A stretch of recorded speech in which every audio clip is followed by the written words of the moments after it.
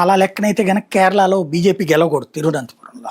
ఉమ్, అన్ని టైముల్లో అట్టు ఉండదు, విపరీతమైన వ్యతిరేకత ఉంటే వేరు. ఇక్కడ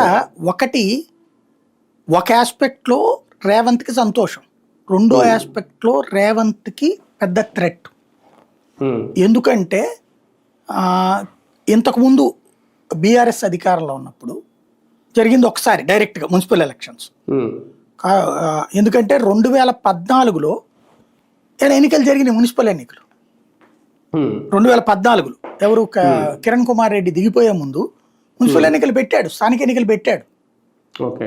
అప్పుడు కాంగ్రెస్ లీడ్ ఉంది ఆ టైంలో 14 మున్సిపాలిటీలు అయ్యి. ఆ తర్వాత వాళ్ళందరూ ఇటుకు వచ్చేసారు తప్పించి ఎలక్షన్స్ ఏం జరగల అప్పుడు. ఉమ్, ఉమ్, హైదరాబాద్ ఎలక్షన్ జరిగింది, బట్ మున్సిపాలిటీల ఎన్నికలు అయిపోయినాయి అప్పుడు.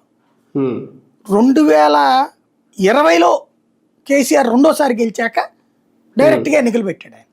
ఉమ్, అప్పుడు గెలిచిన దాంతో పోల్చుకుంటే కాంగ్రెస్ మైనస్.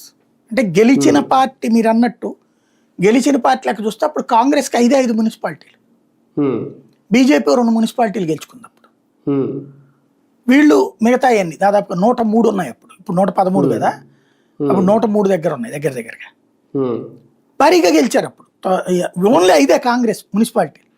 ఉమ్, ఇప్పుడు చూస్తే దాదాపు 15-20 గెలిచినట్టున్నారు వీళ్ళు బీఆర్ఎస్. ఉమ్, ఉమ్, అంటే అధికార పక్షంగా మెజార్టీ సాధించారు, కానీ బీఆర్ఎస్ సాధించిన మెజార్టీతో పోల్చుకుంటే 2025 కానీ అంతకుముందుది కానీ తక్కువ. వీళ్ళు అంటే ప్రత్యర్థి బాగా బలపడ్డాడు అన్న సంకేతం